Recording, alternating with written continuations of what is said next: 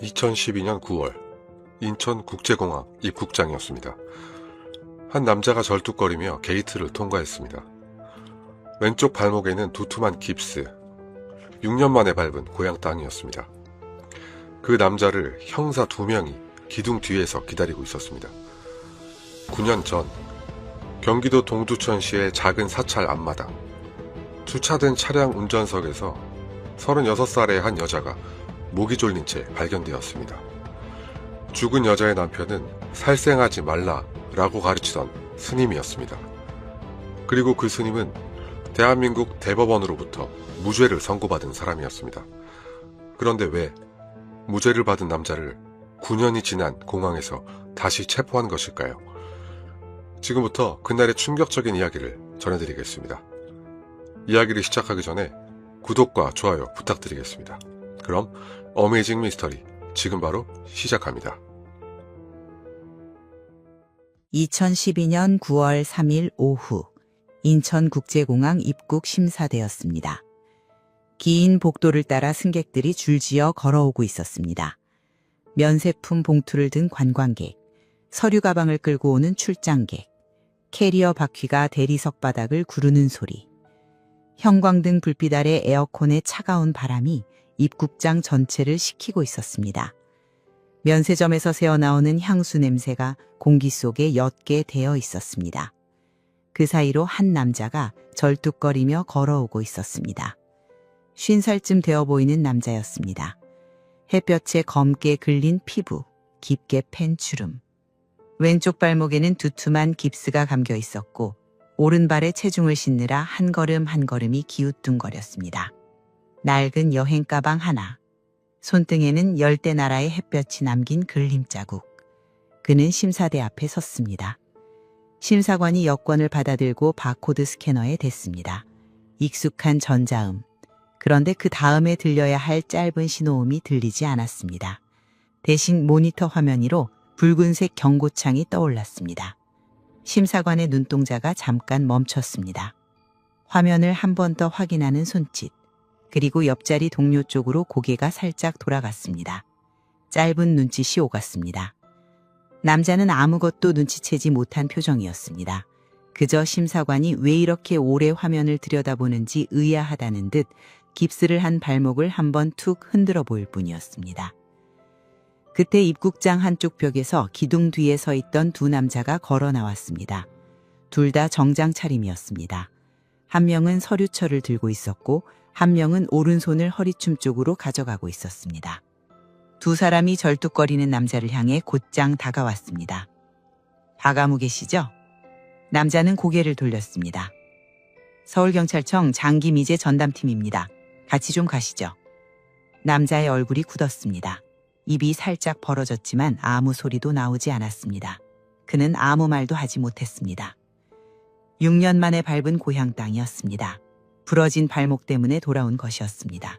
캄보디아의 밀림 한가운데서 어느 날 통나무에 발이 걸려 뼈가 부러졌고 현지 병원에서는 치료가 되지 않았습니다. 그래서 비행기를 탔습니다. 모든 것이 끝난 줄 알았기 때문이었습니다. 두 번째 형사가 그의 손목에 수갑을 채웠습니다. 차가운 금속이 손목을 감는 순간 남자의 왼손이 살짝 떨렸습니다. 주변 몇몇 승객이 걸음을 늦추고 그 장면을 힐끗거렸습니다. 공항 유리창 너머로 활주로가 보였습니다. 방금 그가 내린 비행기가 아직 그 자리에 있었습니다. 그러나 그는 다시 그 비행기에 오를 수 없었습니다.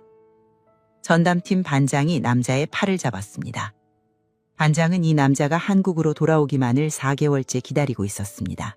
인터폴에 적색 수배를 요청했고 외교 채널을 통해 여권을 말소시켰고 자녀의 인터넷 접속 기록까지 뒤졌습니다. 그러나 캄보디아 밀림 어딘가에 숨어있는 사람을 한국 경찰이 가서 붙잡을 수는 없었습니다. 본인이 제 발로 들어오기를 기다리는 것 외에는 방법이 없었습니다. 공소시효까지는 2달이 남아 있었습니다. 그 2달이 지나면 이 남자는 다시 평생 캄보디아에서 살 수 있었습니다. 8억 원의 돈과 자녀들과 함께. 그런데 하필 그 2달 안에 발목이 부러진 것이었습니다. 반장은 남자의 절뚝거리는 발목을 잠시 내려다보았습니다. 그러고는 낮은 목소리로 이렇게 말했다고 합니다. 억울하게 죽은 부인의 한이 이런 상황을 만들어낸 것 아닌가 하는 생각이 들었다. 남자는 호송 차량으로 옮겨졌습니다. 공항 주차장 쪽으로 향하는 복도를 절뚝거리며 걸어나가는 그의 뒷모습. 면세품 봉투를 든 관광객들이 지나가고 캐리어를 끄는 소리가 지나가고 그 사이로 수갑찬 한 남자가 두 형사에게 팔을 잡힌 채 걸어나가고 있었습니다. 이 남자의 직업은 스님이었습니다. 경기도 동두천에 있는 작은 사찰의 주지승이었습니다. 살생을 하지 말라, 청빈하게 살라, 욕심을 버려라고 제자들에게 가르쳐던 수행자였습니다. 승려의 결혼을 허용하는 태고종 소속의 대처승이었기 때문에 그에게는 아내가 있었습니다. 그런데 9년 전 그의 아내가 사망했습니다. 2003년 10월 경기도 동두천시, 그가 주지로 있던 사찰 앞마당, 절 앞에 주차되어 있던 차량의 운전석에서 36살의 여자가 목이 졸린 채 발견되었습니다. 피해자의 이름은 조모 씨, 박모 씨의 아내였습니다. 그리고 그 사건의 실행범으로 붙잡힌 사람은 같은 절에서 박모 씨 밑에서 수행하던 행자승 김모 씨였습니다. 여기까지 들으면 이야기는 단순해 보입니다. 제자가 스승의 아내를 죽였다. 스승이 시켰느냐 아니면 제자가 혼자 저지른 일이냐, 그것만 밝혀내면 될 일이었습니다. 그런데 이 사건은 그렇게 끝나지 않았습니다. 2005년 4월 대한민국 대법원은 주지승 박모 씨에 대해 무죄 취지의 판결을 내렸습니다. 파기 환송심에서 살인교사 무죄가 확정되었습니다. 증거가 부족하다는 이유였습니다. 행자승의 진술만으로는 교사를 인정할 수 없다는 판단이었습니다. 박모 씨는 자유의 몸이 되었습니다. 그리고 그가 자유의 몸이 된 직후에 가장 먼저 한 일이 있었습니다. 아내 이름으로 들어있던 보험 3개를 찾아가 보험금 8억 원을 수령한 것이었습니다. 그 돈을 들고 자녀들과 함께 캄보디아로 떠났습니다. 사찰은 팔아치웠습니다. 그렇게 6년을 살았습니다.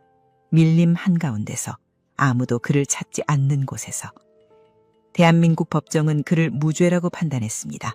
그는 무죄 판결을 받은 사람이었습니다. 그런 사람을 2012년 9월 3일 오후 인천공항 형사들은 왜 체포했을까요?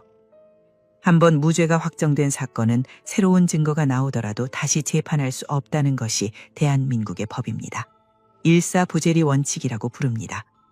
그런데도 수사팀은 4개월 동안 이 남자가 돌아오기만을 기다렸습니다. 공소시효 2달을 앞두고 긴장한 채 기다리고 있었습니다. 그들은 무엇을 알아낸 것일까요? 서울경찰청 호송차 안, 박모 씨는 뒷자리에 앉아 있었습니다. 수갑찬 손목, 깁스를 한 왼발, 차창 너머로는 공항 주차장을 빠져나가는 풍경이 흘러갔습니다. 그는 고개를 돌리지 않았다고 합니다. 그저 앞만 바라보고 있었다고 합니다. 6년 동안 그의 머릿속에서 가장 멀리 미뤄두었던 기억 하나가 어쩌면 그 순간 다시 떠올랐을지 모릅니다. 9년 전의 아내, 그 아내가 죽기 몇 달 전 뒷방 컴퓨터 앞에 혼자 앉아있던 저녁, 모니터의 푸른 빛이 그녀의 얼굴을 비추던 그 저녁, 그 저녁에 그녀가 무엇을 적고 있었는지 박모 씨는 지금도 알지 못했습니다. 그녀가 죽은 뒤에도 9년이 지나도록 살아남아 결국 자기를 이 호송차 뒷자리까지 끌고 온 기록 하나, 박모 씨는 그 기록의 존재를 이 순간까지 모르고 있었습니다. 그러나 전담팀 반장은 알고 있었습니다. 그 기록이 어디서 시작되었는지.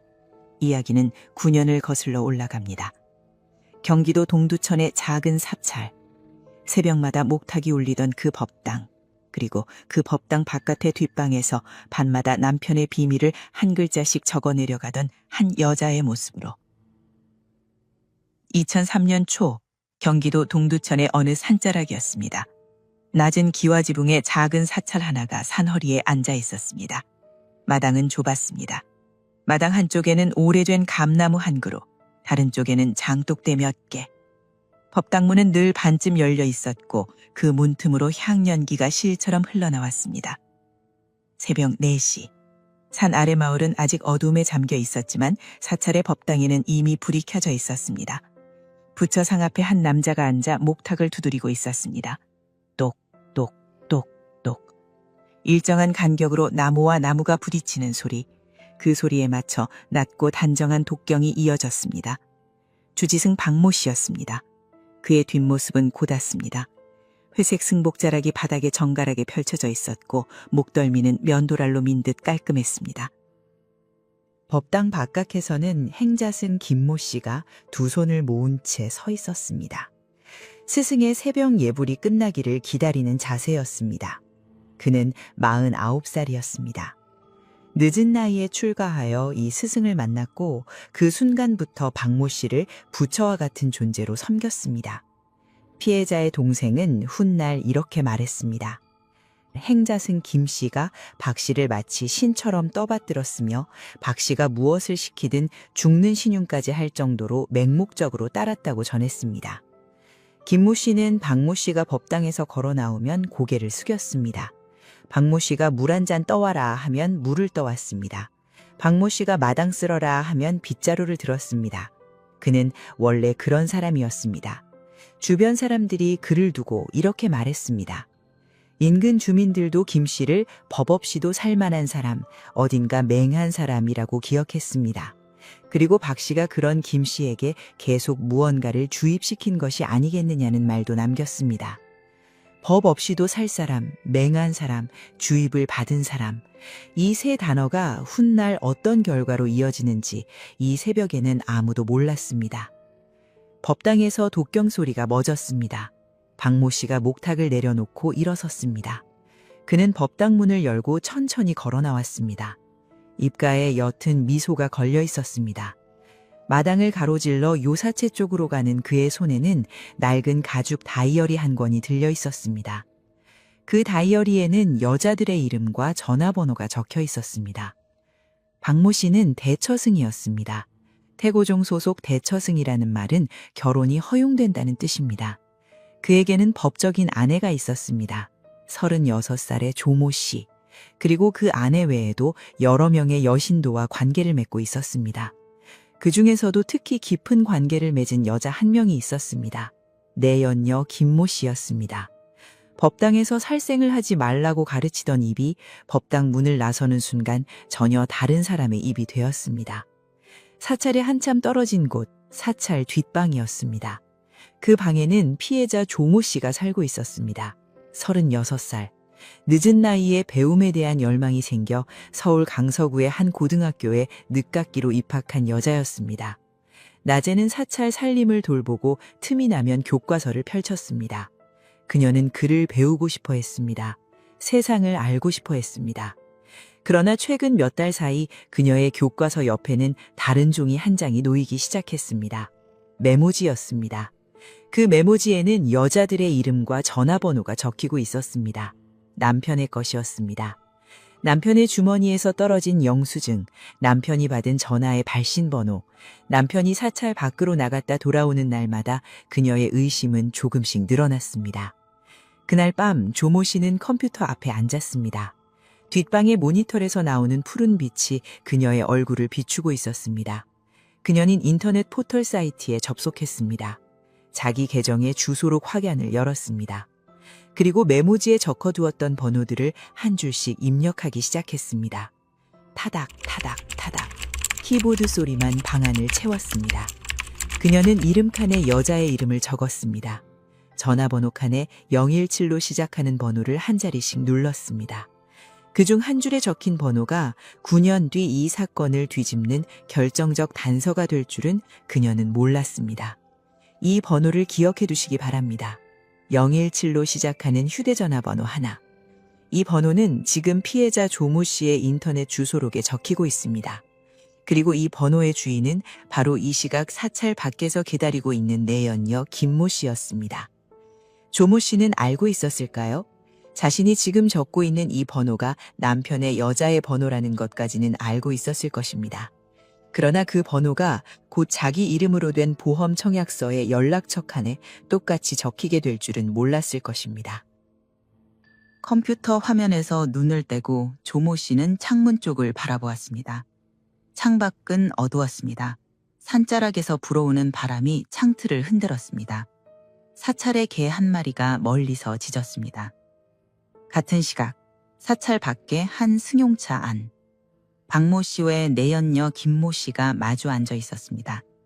차창은 반쯤 내려져 있었고 박모 씨의 손끝에서는 담뱃불이 빨갛게 탔습니다. 승려가 담배를 피우는 것은 계율에 어긋나는 일이었습니다. 그러나 사찰 바깥의 이 남자는 더 이상 승려가 아니었습니다. 그는 한 남자였습니다. 아내가 아닌 여자와 차 안에 앉아있는 평범한 바람둥이 남편이었습니다. 두 사람은 무언가를 의논하고 있었습니다. 그 대화의 내용이 무엇이었는지 이 밤에는 아무도 듣지 못했습니다. 그러나 몇 주 뒤 서울 종로의 한 찻집에서 벌어지는 일을 보면 이 밤의 대화가 무엇이었을지 짐작할 수 있게 됩니다. 박모 씨는 담배를 끝까지 빨아들이고 재떨이에 비벼 껐습니다.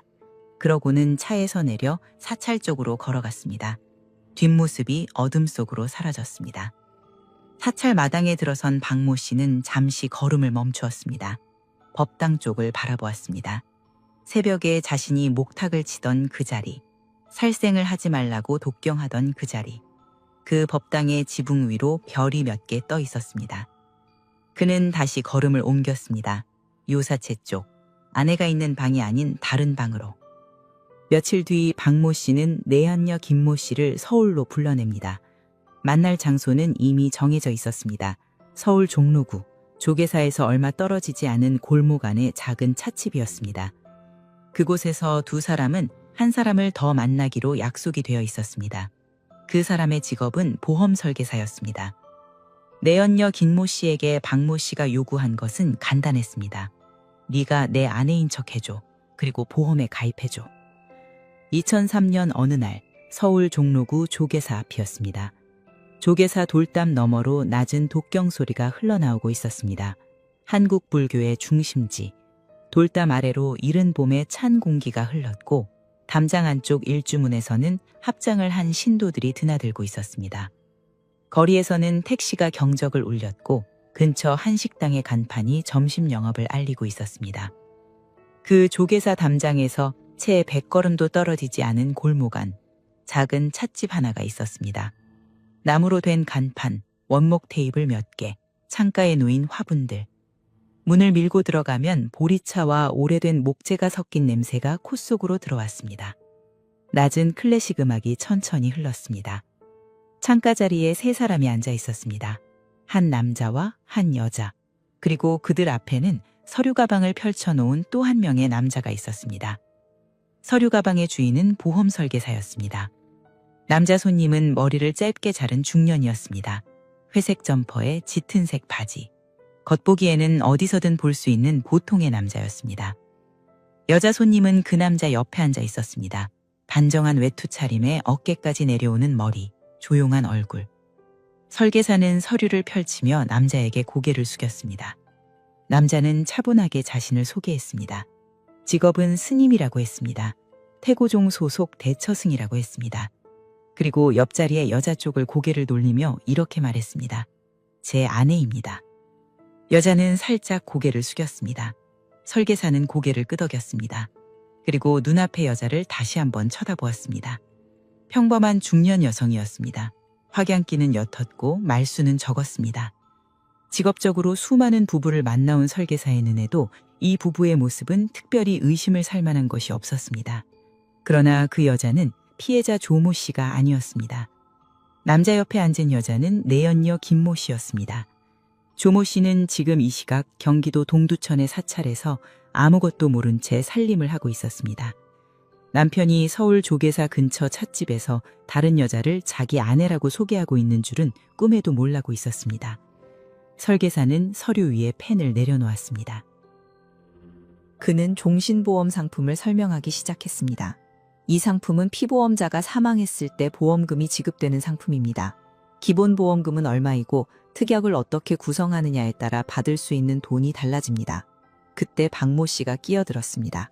그가 특별히 강조한 조건이 있었습니다. 사망 특약이었습니다. 교통사고나 범죄 같은 사건 사고로 인한 사망일 경우 기본 보험금의 3배를 지급받을 수 있는 특약이었습니다. 그 특약은 매달 추가 보험료를 내야 하는 옵션이었습니다. 보통의 가입자들은 이 옵션을 건너뛰곤 했습니다. 돈이 더 들기 때문이었습니다. 박모 씨는 그 특약을 선택했습니다. 주저함이 없었습니다. 설계사는 잠시 손을 멈추었습니다. 다시 한번 확인을 받았습니다. 박모 씨는 고개를 끄덕였습니다. 서류는 계속 채워졌습니다. 피보험자 이름 칸에 아내 이름, 조모 씨의 이름이 적혔습니다. 주민등록번호가 적혔습니다. 직업 칸에는 가정주부라고 적혔습니다. 주소 칸에는 경기도 동두천의 주소가 적혔습니다. 그리고 연락처 칸에 이르렀습니다. 설계사가 펜을 들고 여자에게 물었습니다. 연락받으실 전화번호를 적어주십시오. 남자 쪽을 힐끗 쳐다본 내연녀 김모 씨는 천천히 번호를 불러주었습니다. 017로 시작하는 11자리 번호였습니다. 그 번호는 조모 씨의 번호가 아니었습니다. 내연녀 본인의 번호였습니다. 이유는 간단했습니다. 보험 계약이 진행되는 동안 보험사에서는 피보험자에게 확인 전화를 걸어야 했습니다. 만약 조모 씨의 진짜 번호를 적는다면 조모 씨가 전화를 받게 될 것입니다. 그러면 모든 계획이 틀어집니다. 그래서 내연녀는 자기 휴대전화 번호를 적었습니다. 설계사는 번호를 받아 적었습니다. 그리고 서류를 내연녀 쪽으로 밀어주었습니다. 마지막으로 피보험자 본인의 서명이 필요하다고 했습니다. 내연녀는 펜을 들었습니다. 그녀의 손이 한 번 멈칫했습니다. 펜 끝이 종이 위에 잠깐 떠 있었습니다. 그러나 옆자리에 박모 씨가 고갯짓을 했습니다. 그녀는 펜을 내려놓고 피해자 조모 씨의 이름을 또박또박 써내려갔습니다. 그 찻집의 창밖으로 조계사의 풍경 소리가 아주 희미하게 들려오고 있었습니다. 돌담 안쪽에서는 스님들이 예불을 드리고 있었습니다. 신도들이 합장을 하고 절을 올리고 있었습니다. 그 풍경 소리가 울리는 돌담에서 100걸음도 안 떨어진 찻집 안에서는 한 승려가 자기 아내의 죽음에 돈을 거는 서류를 만들고 있었습니다. 종이 위에 도장이 찍혔습니다. 계약은 완료되었습니다. 그러나 이것은 끝이 아니었습니다. 박모 씨는 이날 한 건의 계약만 맺은 것이 아니었습니다. 그는 같은 방식으로 다른 보험사 2곳을 더 찾아갔습니다. 두 번째 보험사에서도 내연녀를 아내로 위장시켰습니다. 세 번째 보험사에서도 마찬가지였습니다. 세 번 모두 사망특약을 걸었습니다. 세 번 모두 사건 사고 사망 시 보험금 3배 지급이라는 조건을 붙였습니다. 세 건의 계약이 모두 마무리되었을 때 피해자 조모 씨의 이름으로 설정된 총 보험금은 다음과 같았습니다. A보험사 3억 원, B보험사 3억 원, C보험사 2억 원, 합계 8억 원이었습니다. 그것도 기본 금액이었습니다. 사건 사고로 사망할 경우에는 3배가 지급되는 설계였습니다. 물론 모든 보험사에서 3배를 다 받는 것은 아니었습니다. 그러나 어느 한 건이라도 사고사 판정을 받는다면 보험금 총액은 훨씬 더 커질 수 있는 구조였습니다. 이 계약을 맡았던 보험사 관계자는 훗날 이렇게 설명했습니다. 이 계약을 맡았던 보험사 관계자는 훗날 이 보험의 특약 구성이 사망보험금을 최대한 높이는 방향으로 설계되어 있으며 처음부터 보험금을 편취할 목적으로 가입한 것이 분명해 보인다고 설명했습니다.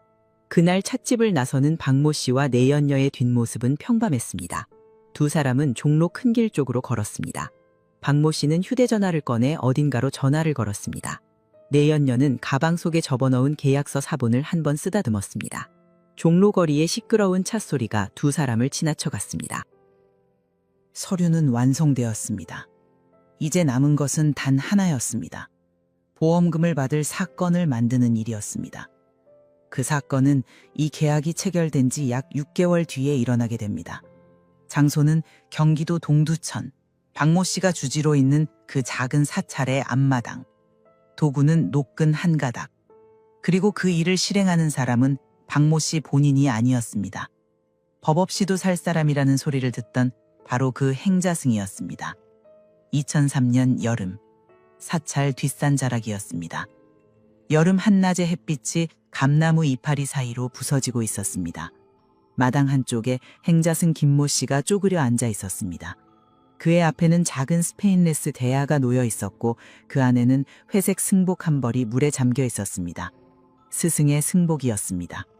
김모 씨는 묵묵히 빨래를 주무르고 있었습니다.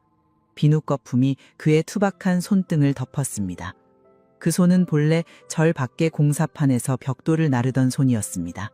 그런 손이 이제는 스승의 승복을 빨고 스승의 찻잔을 닦고 스승의 신발을 매만지고 있었습니다. 그의 옆을 박모 씨가 지나갔습니다. 박모 씨는 김모 씨 어깨 위에 손을 올렸습니다. 그러고는 낮은 목소리로 무언가 말을 건넸습니다. 김모 씨는 빨래를 주무르던 손을 멈추고 고개를 들었습니다. 그의 눈이 커졌습니다. 그날 무슨 대화가 오갔는지 그 장면 속에 두 사람 말고는 아무도 들은 사람이 없습니다. 그러나 몇 달 뒤 김모 씨가 경찰 조사실에서 털어놓은 말을 통해 그 시기에 박모 씨가 자신에게 어떤 말을 거듭했는지 우리는 짐작할 수 있습니다. 행자승 김모 씨의 진술에 따르면 박모 씨는 이렇게 말했다고 합니다. 부부 불화가 너무 심해 도저히 아내와 살 수 없으니 없애달라. 그리고 이런 약속이 덧붙여졌다고 합니다. 아내만 살해해준다면 바로 외국으로 도피시켜주고 사건이 잠잠해진 후 반드시 큰 스님으로 만들어주겠다. 큰 스님. 김모 씨가 한평생 닿을 수 없을 거라고 믿었던 자리. 박모 씨의 입에서 그 단어가 나오는 순간 김모 씨의 머릿속에서는 아마도 어떤 계산이 지워졌을 것입니다. 계산 대신 복종이 남았을 것입니다. 주의하실 것이 있습니다. 이것은 행자승 김모 씨가 경찰에서 털어놓은 일방적인 진술입니다. 주지승 박모 씨는 이 말을 한 적이 없다고 끝까지 부인했고 훗날 대한민국 대법원은 박모 씨에 대해 살인교사 혐의 무죄를 확정했습니다. 그러므로 이 지시가 실제로 있었느냐 없었느냐에 대해서는 한쪽의 주장과 다른 쪽의 부인이 끝까지 맞섰다는 사실만이 남아 있습니다. 다만 그 뒤에 벌어진 일은 명확합니다. 김모 씨는 어디선가 노끈 한 가닥을 구했습니다. 그리고 그가 그것을 품속에 함추고 기회를 노리기 시작한 시점은 2003년 10월 어느 가을날로 좁혀집니다. 2003년 10월 경기도 동두천시. 가을이 깊어가는 사찰의 오후였습니다. 산자락에는 이미 단풍이 번지고 있었고 마당의 감나무 가지 끝에는 주홍색 감들이 매달려 있었습니다. 차가운 바람이 산 아래에서 불어올라와 법당의 풍경을 천천히 흔들었습니다. 찰랑, 찰랑, 낮은 쇳소리. 사찰 앞마당, 마당 한쪽에 승용차 한 대가 주차되어 있었습니다. 흰색 세단이었습니다. 그 차의 운전석에 조모 씨가 앉아 있었습니다. 36살의 조모 씨. 남편의 배신을 의심하며 밤마다 인터넷 주소지에 전화번호를 한 줄씩 채우던 여자. 그녀는 차 안에 혼자 앉아 있었습니다. 바로 그때 사찰 쪽에서 한 남자가 마당을 가로질러 걸어오고 있었습니다. 행자승 김모 씨였습니다. 그는 법당에서 빠져나와 마당 가장자리를 걸었습니다. 한 걸음씩 천천히 마당의 흙바닥 위로 그의 고무신이 작은 먼지를 일으켰습니다.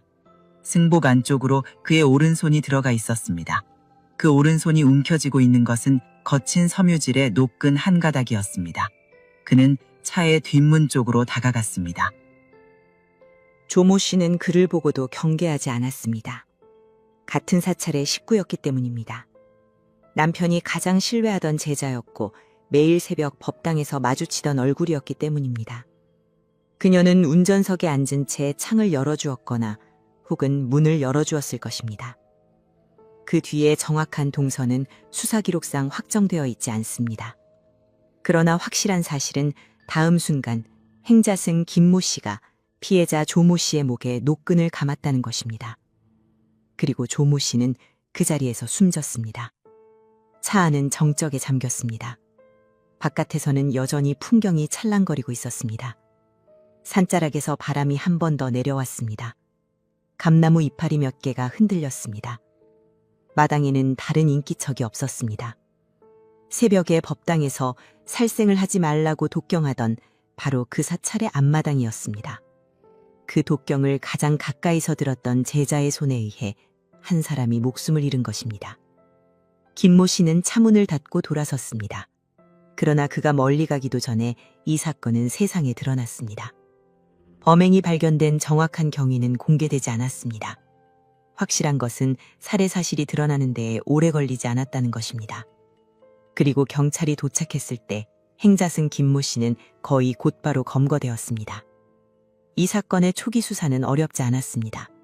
행자승은 처음부터 범행을 숨기지 않았습니다. 그는 자신이 조모 씨를 노끈으로 목 졸라 살해했다고 순순히 시인했습니다. 그러나 그 다음에 그가 한 말이 경찰을 멈춰 세웠습니다. 스님이 시킨 일입니다. 수사관들은 서로 얼굴을 마주 보았습니다. 스님이라고 한 것은 바로 이 사찰의 주지승 박모 씨를 가리키는 말이었습니다. 행자승의 진술은 구체적이었습니다. 언제부터 이 말을 들었는지, 어떤 조건이 걸려 있었는지, 노끈을 준비한 날은 언제였는지, 그의 입에서는 이야기가 마디마디 풀려나왔습니다. 그는 자신이 혼자 벌인 일이 아니라고 주장했습니다. 자신은 스승의 명령을 따른 것일 뿐이라고 말했습니다. 경찰은 곧바로 주지승 박모 씨를 긴급 체포했습니다. 그러나 조사실에 들어선 박모 씨는 행자승과는 전혀 다른 모습이었습니다. 그는 차분했습니다. 회색 승복 차림에 짜릅은 머리, 조사관의 질문에 고개를 숙이지도 흔들리지도 않았습니다. 그의 입에서 나온 대답은 처음부터 끝까지 단 한 가지였습니다. 나는 모르는 일이다. 나는 그런 말을 한 적이 없다. 김모 씨가 혼자 저지른 일이다. 행자승은 한쪽 방에서 그 말을 전해 들었습니다. 그의 얼굴이 일그러졌다고 전해집니다. 한평생 자신이 부처와 같다고 믿었던 스승이 자신에게 모든 죄를 떠넘기고 있었습니다. 조사실의 문이 닫혔습니다. 한쪽 방에서는 행자승이 스님이 시켰습니다를 반복하고 있었고, 다른 방에서는 주지승이 나는 모르는 일입니다를 반복하고 있었습니다. 같은 사건에 대해 같은 사찰의 두 사람의 입에서 정반대의 말이 쏟아져 나오고 있었습니다. 이제 이 사건은 경찰의 손을 떠나 법원으로 넘어가게 됩니다. 그리고 법정에서 이 사건은 아무도 예상하지 못한 방향으로 굴러가기 시작합니다. 무죄, 유죄, 다시 무죄. 대한민국 대법원이 결국 박모 씨에게 아내를 죽여야 할 급박한 사정이나 재산상 이익이 없다고 판단하는 그 순간까지 그 롤러코스터가 지금 막 출발하려고 있었습니다. 어느 법원의 재판정이었습니다. 높은 천장, 긴 방청석, 나무로 된 피고인석, 법원 특유의 무거운 공기가 가라앉아 있었습니다. 방청석 한쪽 구석에 피해자 조모 씨의 동생이 앉아 있었습니다. 그녀는 두 손을 꼭 쥔 채 재판정 안쪽을 바라보고 있었습니다. 피고인석 앞에 두 명이 서 있었습니다. 왼쪽에는 행자승 김모 씨, 오른쪽에는 주지승 박모 씨. 두 사람 모두 수의를 입고 있었습니다. 그러나 그들의 자세는 달랐습니다. 김모 씨는 고개를 떨구었습니다. 박모 씨는 허리를 꼿꼿이 세운 채 재판장을 똑바로 올려다보고 있었습니다. 1심 선고가 시작되었습니다. 판사의 목소리가 재판정에 울렸습니다. 행자승 김모 씨에 대해서는 살인 혐의를 유죄로 인정했습니다. 김모 씨가 피해자 조모 씨를 노끈으로 목 졸라 살해한 사실은 김모 씨 본인이 인정한 바였고 증거로도 충분히 뒷받침되었습니다. 그런데 그 다음이 문제였습니다. 주지승 박모 씨에 대해 판사는 이렇게 말했습니다. 박모 씨에게 적용된 살인교사 혐의에 대해서는 무죄. 방충석에서 작은 신음소리가 새어나왔습니다. 판사의 설명은 이어졌습니다. 박모 씨가 아내를 살해하도록 행자승에게 시켰다는 증거는 행자승 김모 씨의 일방적인 진술뿐이었습니다. 그의 진술의 신빙성을 인정하기에는 부족한 점이 있었습니다.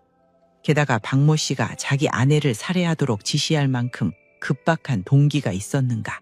이 점에 대해서도 법원은 확신하지 못했습니다. 박모 씨는 살인교사에 대해 무죄를 선고받았습니다.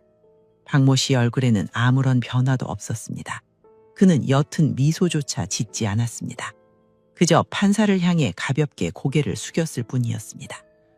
옆에 서 있던 행자승 김모 씨가 천천히 고개를 들었습니다. 김모 씨의 눈이 박모 씨 쪽을 향했습니다. 그러나 박모 씨는 김모 씨 쪽을 단 한 번도 쳐다보지 않았습니다. 방충석에서 피해자의 동생이 두 손으로 얼굴을 가렸습니다. 검찰은 박모 씨의 무죄 판결에 즉시 항소했습니다. 2심 재판정이 열렸습니다. 2심 재판부의 판단은 1심과 정반대였습니다. 항소심 판사들은 행자승 김모 씨의 진술을 다시 한번 꼼꼼히 들여다보았습니다. 그의 진술은 구체적이었습니다. 언제, 어디서, 어떤 말을 들었는지 세세하게 일치했습니다. 또한 재판부는 한 가지 이상한 점에 주목했습니다. 박모 씨가 아내를 살해한 행자승 김모 씨에게 아무런 적개심도 드러내지 않았다는 것이었습니다.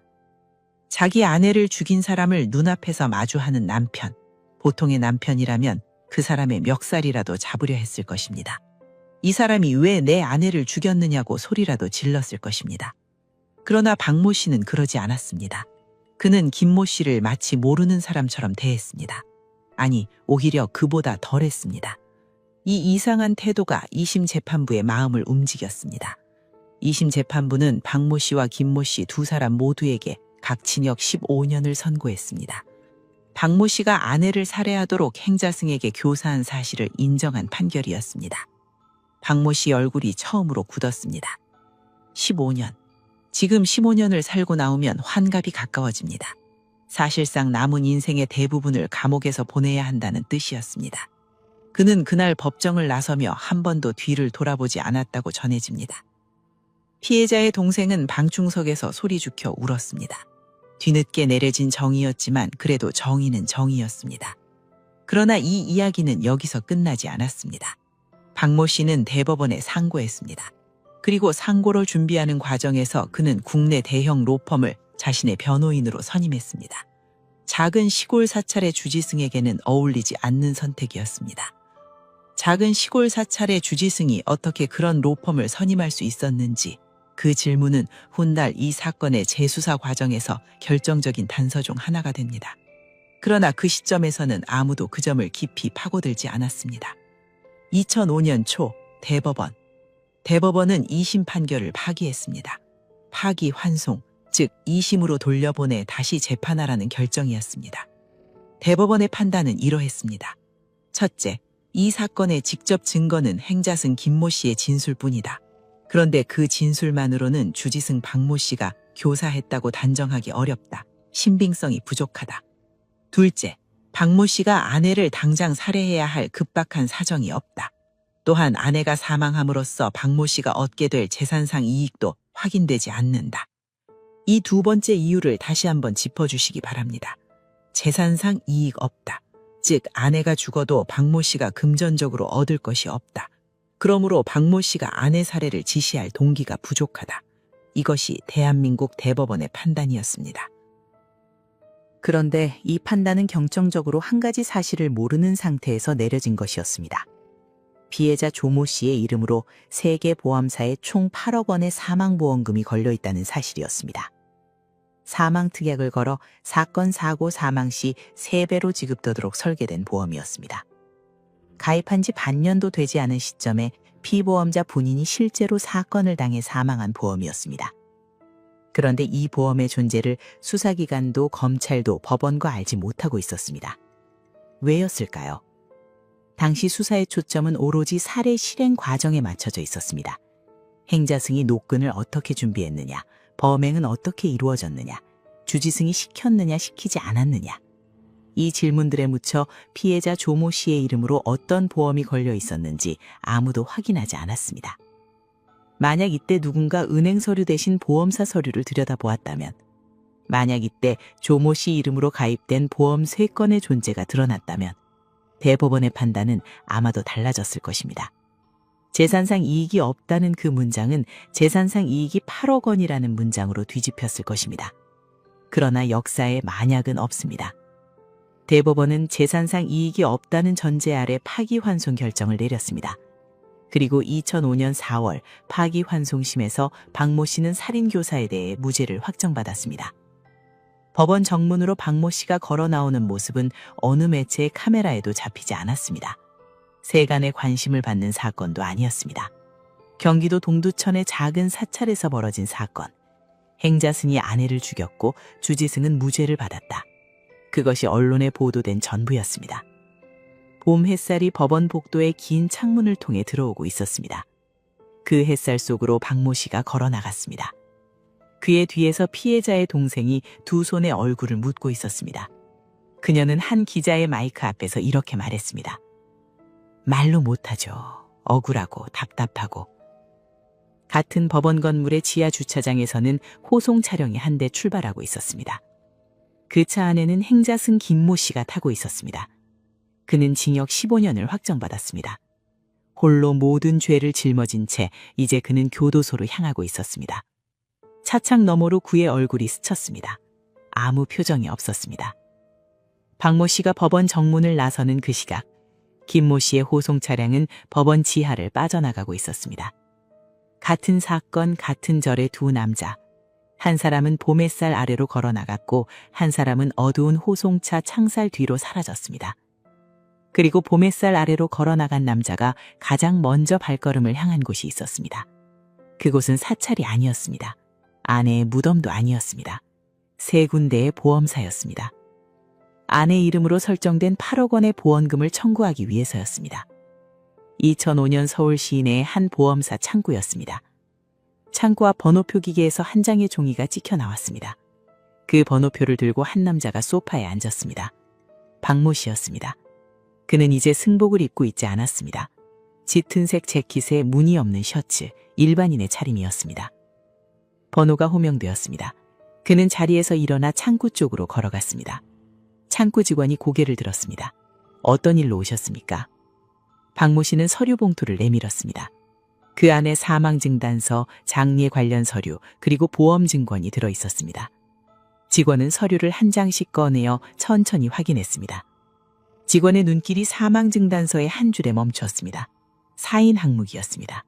외부 요인에 의한 사망, 사건 사고사. 직원은 화면 앞에서 마우스를 몇 번 움직였습니다. 입력된 자료가 화면에 올라왔습니다. 피보험자의 이름, 가입기일, 보험금액, 그리고 사망 특약 조항. 사건 사고에 의한 사망의 경우 보험금은 기본 금액의 3배까지 지급됩니다. 직원의 손가락이 키보드 위에서 잠시 멈추었습니다. 그러나 이미 법원은 이 사망이 범죄에 의한 사건사임을 확정해 주었습니다. 행자승 김모 씨는 징역 15년을 받았습니다. 박모 씨는 무죄를 받았습니다. 다시 말해 보험금을 청구하는 이 남편은 아내의 죽음에 대해 법적으로 아무 책임이 없는 사람이었습니다. 법원이 그렇게 판결한 것이었습니다. 직원은 고개를 끄덕였습니다. 서류에 도장을 찍었습니다. 박모 씨는 그렇게 첫 번째 보험사에서 3억 원을 받았습니다. 다음 주에는 두 번째 보험사를 찾아갔습니다. 같은 서류, 같은 절차, 또 3억 원을 받았습니다. 그 다음 주에는 세 번째 보험사였습니다. 이번에는 2억 원이었습니다. 세 건의 청구가 모두 끝났을 때 박모 씨의 통장에는 8억 원이 들어와 있었습니다. 2005년 대한민국의 8억 원입니다. 당시의 서울 아파트 한 채 값에 해당하는 돈이었습니다.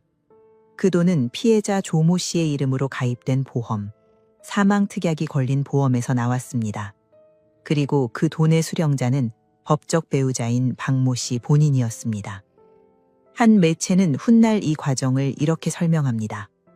보험금 중 상당 부분은 박모 씨가 대법원 단계에서 선임했던 대형 로펌의 변호사 선임료로 지출되었다고 전해집니다.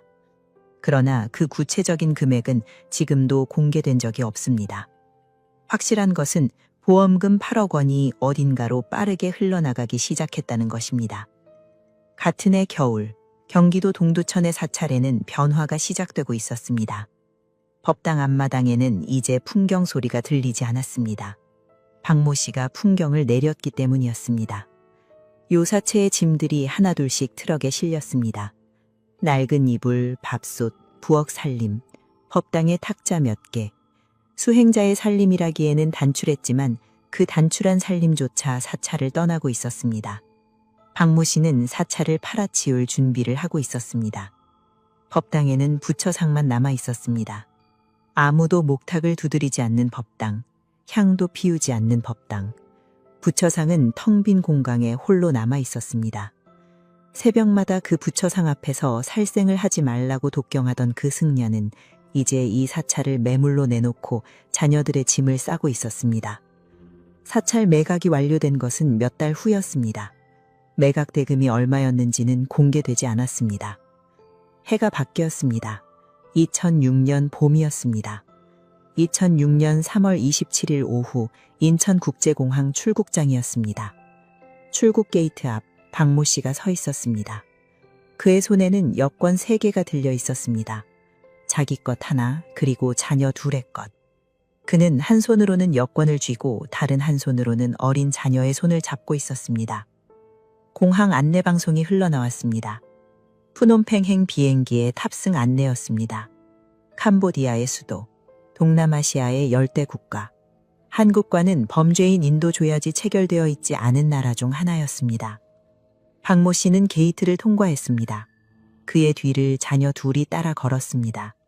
게이트의 유리문이 소리 없이 닫혔습니다. 그 시각 대한민국 어느 교도소의 독방에서는 행자승 김모 씨가 천장을 올려다보고 있었을 것입니다. 아직 복역 첫 해였습니다. 앞으로 14년이 더 남아 있었습니다. 김모 씨는 복역 기간 내내 박모 씨의 약속을 떠올렸을 것입니다. 외국으로 도피시켜주겠다. 큰 스님으로 만들어주겠다. 사건이 잠잠해진 후에 반드시. 그 약속의 어떤 부분도 이행되지 않았습니다. 김모 씨는 외국은커녕 교도소에 있었고 큰 스님은커녕 살인범이라는 이름으로 남아 있었습니다. 박모 씨의 비행기는 이륙했습니다. 비행기가 인천공항 활로절을 박차고 떠오르는 순간 박모 씨는 창밖으로 한국 땅이 멀어지는 것을 내려다보았을지도 모릅니다. 혹은 창문을 내리고 눈을 감았을지도 모릅니다.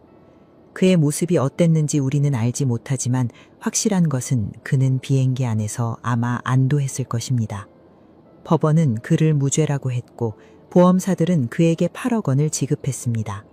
사찰은 팔렸고 자녀들은 옆자리에 있습니다. 목적지는 한국의 손이 닿지 않는 나라였습니다. 완전 범죄였습니다. 완전 범죄가 완성되는데 2년 5개월이 걸렸습니다.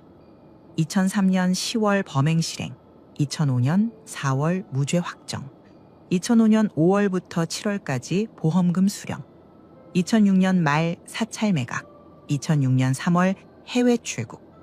그는 이 순서를 하나하나 실수 없이 밟아나갔습니다. 그리고 그는 사라졌습니다. 시간이 흘렀습니다. 2006년 봄이 지나고 여름이 가고 가을이 왔습니다. 한국에서는 박모 씨라는 이름이 천천히 잊혔습니다.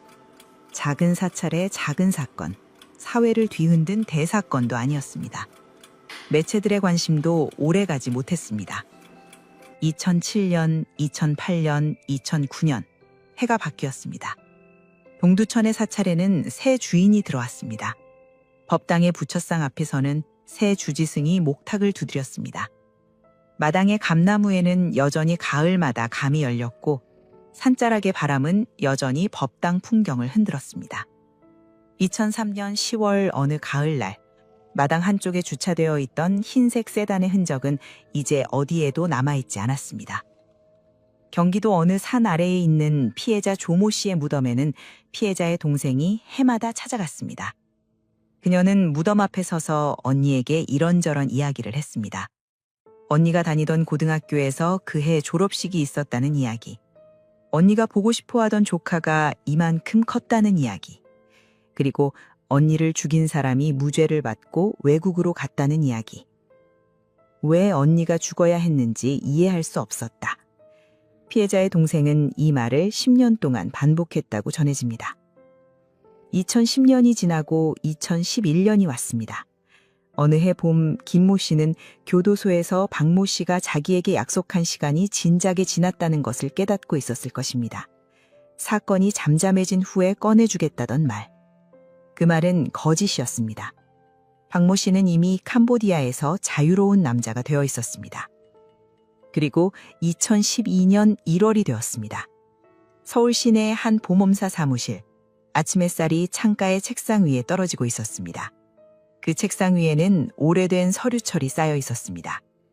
누렇게 변색된 종이, 먼지 냄새가 나는 서류들. 그는 커피를 한 모금 마시고 가장 위에 놓인 서류철을 집어들었습니다. 그 서류철의 라벨에는 2003년이라는 연도가 적혀 있었습니다. 그 안에는 한 장의 종이가 끼워져 있었습니다. 종신보험 청약서 사본. 피보험자 이름 칸에는 익숙하지 않은 세 글자가 적혀 있었습니다. 조모 씨. 조사원은 서류의 특약 항목을 확인하다가 갑자기 손을 멈추었습니다.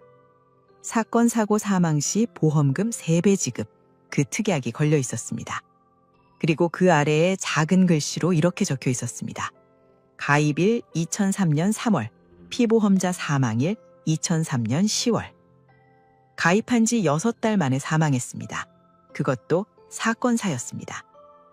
조사원은 서류를 내려놓고 잠시 천장을 바라보았습니다. 그러고는 수화기를 들었습니다. 그가 건 곳은 서울경찰이었습니다. 완전 범죄의 첫 번째 틈이 9년 만에 벌어지고 있었습니다. 서울경찰 장기미제 강력사건 전담팀의 사무실이었습니다. 사무실 벽에는 오래된 사건 파일들이 가득했습니다. 형광등 불빛 아래 장기미제 전담팀의 반장이 수화기를 들고 있었습니다. 전화 너머의 목소리는 익숙한 사람의 것이었습니다. 평소 사건 정보를 주고받으며 지내던 한 보험사 조사원의 목소리였습니다. 조사원의 말은 간단했습니다. 9년 전 보험건이 하나 걸리는데 아무래도 냄새가 난다. 한번 봐달라. 반장은 수첩을 꺼내어 날짜와 이름을 받아 적었습니다. 통화를 마친 뒤 그는 조사원이 보내준 서류 사본을 받아들었습니다. 자리에 앉아 펼쳤습니다. 그러고는 서류를 천천히 넘겼습니다. 반장의 손가락이 한 페이지에 멈추었습니다. 그 페이지에는 보험계약의 특약 구성이 정리되어 있었습니다. 그의 눈이 사건 사고 사망 시 세배 지급이라는 조항에 닿았습니다. 그는 그 조항에 빨간 펜으로 줄을 그었습니다. 다음 장을 넘겼습니다. 가입 날짜 2003년 3월. 또 다음 장을 넘겼습니다. 피보험자 사망일자 2003년 10월. 가입한 지 반년 만에 피보험자가 사건으로 사망한 것이었습니다. 반장은 수첩을 덮었습니다. 의자 등받이에 몸을 기댔습니다. 그는 경찰 생활 20년이 훨씬 넘은 사람이었습니다. 그 20년간 수많은 보험 사기 사건을 보았습니다. 그런 그의 경험 속에서 이 보험 한 건은 조용한 경보음을 울리고 있었습니다. 그러나 경보음만으로는 수사를 시작할 수 없었습니다. 반장은 자리에서 일어나 팀장의 방으로 갔습니다. 팀장 앞에 서류 사본을 내려놓았습니다. 그리고 상황을 설명했습니다. 팀장은 서류를 훑어보고는 잠시 침묵했습니다. 그의 첫 마디는 이러했습니다. 그러니까 이 사람 9년 전에 무죄를 받은 사람이라고요. 반장이 고개를 끄덕였습니다. 네, 살인교사 무죄 확정입니다. 2005년 4월 파기환송심에서요. 팀장의 눈이 반장을 바라보았습니다. 그러면 우리가 이걸 건드려봤자 살인교사로는 다시 기소 못합니다. 일사부재리 때문이요. 할 수 있는 건 사기뿐이잖아요. 그런데 사기라고 해도 공소시효 얼마 안 남았을 텐데. 두 사람은 달력을 확인했습니다. 사기죄의 공소시효를 계산했습니다. 잔여 시간은 약 2달이었습니다. 2달. 그 2달 안에 9년 전 사건을 처음부터 다시 파헤치고 카뭉디아에 숨어있는 박모 씨의 소재를 확인하고 기소까지 해내야 했습니다. 상식적으로 불가능한 일정이었습니다. 게다가 들인 노력에 비해 얻는 것도 크지 않았습니다. 단순 사기. 형량도 법정 상한이 10년입니다. 팀장의 표정에는 주저함이 스쳤습니다. 반장은 아무 말 없이 창밖을 바라보았습니다. 4월의 겨울 하늘이었습니다. 잿빛의 낮은 구름. 창밖거리에서는 출근길의 차들이 느리게 움직이고 있었습니다. 그는 팀장에게 이렇게 말했습니다. 팀장님, 이거 단순 사기가 아닙니다. 살인과 얽혀 있습니다. 그리고 뭔가 냄새가 강하게 납니다. 본능적으로 그렇게 느껴집니다. 팀장은 고개를 끄덕였습니다. 반장의 눈을 들여다보았습니다. 오래 같이 일해온 동료였습니다. 이 남자가 본능적으로 느껴진다고 말할 때 그 감각은 여러 차례 맞았던 감각이었습니다. 팀장은 결정을 내렸습니다. 해봅시다. 2달 안에. 전담팀의 재수사가 시작된 순간이었습니다. 그날부터 반장은 책상 뒤 벽에 달력 한 장을 붙였습니다. 그 달력에는 공소시효 만료 예정일에 빨간 동그라미가 쳐져 있었습니다. 그날이 지나면 박모 씨는 영원히 한국법의 손이 닿지 않는 곳으로 사라집니다. 아내가 죽고 9년 만에 드러난 보험 사기조차도 물을 수 없게 됩니다. 매일 아침 반장이 사무실에 들어서면 가장 먼저 눈에 들어오는 것이 그 빨간 동그라미였습니다. 수사의 첫 번째 질문은 간단했습니다. 9년 전 그 보험에 가입한 사람은 정말로 피해자 조모 씨 본인이었을까? 상식적으로 생각해 보겠습니다. 자기 이름으로 사망특약 3배짜리 종신보험에 가입하고 불과 반년 뒤에 실제로 사건 사고로 사망한 여자. 그 여자가 정말로 자기 발로 보험사에 찾아가서 자기 손으로 서명을 했을까요? 만약 이 가입 자체가 허위였다면 이 사건은 단순 보험 사기가 아닙니다. 살인과 얽힌 계획범죄가 됩니다. 반장은 가장 먼저 보험사에 공식 협조 공문을 보냈습니다. 9년 전의 청약서 원본을 확보해달라. 설계사의 연락처를 받아야 한다. 가입 당시의 동영상이나 음성 기록이 남아있는지 확인해달라. 그러나 9년 전의 자유를 살리는 것은 쉽지 않았습니다. 동영상은 남아있지 않았습니다. 당시에는 계약 과정을 녹화하는 방행이 없었습니다. 음성 녹음도 없었습니다. 남아있는 것은 청약서 원본 3장뿐이었습니다. 각 보험사마다 한 장씩 총 3장. 그 청약서에 적힌 피해자 조모 씨 본인의 서명. 만약 이 서명이 피해자 조모 씨 본인의 것이 아니라면 보험 사기가 입증되는 것이었습니다. 반장은 청약서 원본 3장을 들고 국립과학수사연구원을 찾아갔습니다. 필적 감정을 의뢰하기 위해서였습니다. 그런데 필적 감정을 하려면 비교 대상이 될 피해자 조모 씨 본인의 자필 자료가 있어야 했습니다.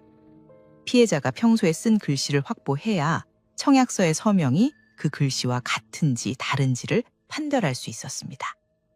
문제는 여기서부터였습니다. 피해자 조모 씨는 이미 9년 전에 사망했습니다. 그녀의 유품은 대부분 남편 박모 씨가 처분한 상태였습니다. 사찰을 팔 때 함께 치워진 것들입니다. 그녀가 쓴 편지, 일기, 메모, 아무것도 남아있지 않았습니다. 반장은 피해자의 동생을 찾아갔습니다. 언니의 자필이 있는 것이 혹시 남아있느냐, 편지든 카드든 아주 작은 메모든. 동생은 한참을 생각하다가 고개를 저었습니다. 언니가 죽은 뒤 짐은 모두 남편이 가져갔다. 자신에게 남은 것은 언니와 함께 찍은 사진 몇 장뿐이라고 했습니다. 사진은 필적 감정에 쓸 수 없습니다. 그런데 동생이 문득 한 가지를 떠올렸습니다. 언니가 30 넘어서 늦깎이로 고등학교에 입학을 했었다. 서울 강서구의 어느 고등학교였다. 그때 학교에 제출한 입학원서에 언니 글씨가 있지 않겠느냐. 반장은 그 말을 듣자마자 서울 강서구로 향했습니다. 그는 피해자가 입학했던 고등학교의 행정실을 찾아갔습니다. 10년 가까이 된 서류를 뒤졌습니다. 파일 캐비넷에서 먼지투성이 서류차를 꺼냈습니다. 그 속에서 피해자 조모 씨의 이름이 적힌 입학원서 한 장을 발견했습니다. 원서에는 피해자 본인이 쓴 몇 줄의 인적사항이 남아 있었습니다. 단 몇 줄이었지만 피해자가 자기 손으로 직접 쓴 글씨였습니다. 반장은 이 원서를 들고 국과수에 갔습니다. 청약서의 서명과 입학원서의 글씨를 대조해달라. 같은 사람의 글씨인지 확인해달라. 며칠 뒤 국과수에서 답이 돌아왔습니다. 답은 예상 밖이었습니다. 대조 자료가 부족하여 동일인 여부 판별 불가. 반장은 결과지를 들고 한참을 서 있었습니다. 입학원서의 글씨는 몇 줄이 되지 않았습니다. 그 몇 줄만으로는 청약서 서명과의 동일 여부를 법적으로 확정할 수 없다는 뜻이었습니다. 같을 수도 있고 다를 수도 있다. 과학적으로는 결론을 낼 수 없다. 법정에서는 증거로 쓸 수 없다. 벽에 걸린 달력을 반장은 다시 쳐다보았습니다. 공소시효까지 1달 반이 남아 있었습니다. 피해자의 자필 자료를 더 찾아내지 못한다면 이 수사는 여기서 멈춥니다. 피해자가 죽은 지 9년, 자료를 더 찾아낼 수 있는 곳은 이 세상 어디에도 남아있지 않은 것처럼 보였습니다. 그때 반장에게 한 통의 전화가 걸려왔습니다. 피해자의 동생이었습니다.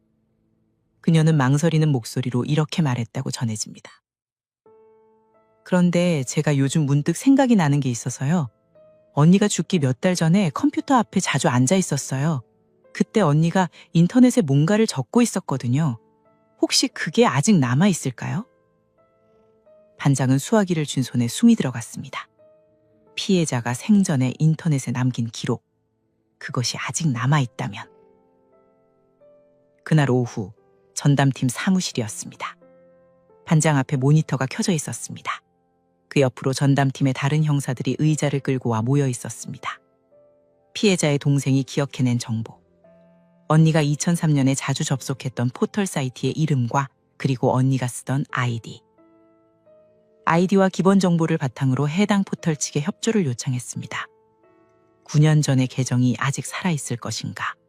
그 계정에 저장된 기록이 남아있을 것인가?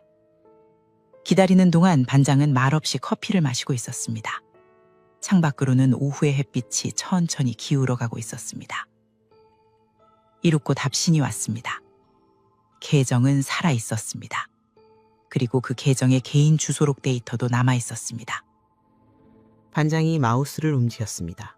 포털 사이트의 로그인 화면을 지나 개인 주소록 항목을 열었습니다. 화면이 로딩되는 짧은 순간 사무실 안에 누구도 숨소리를 내지 않았습니다. 화면이 열렸습니다. 주소록에는 수십 개의 연락처가 저장되어 있었습니다.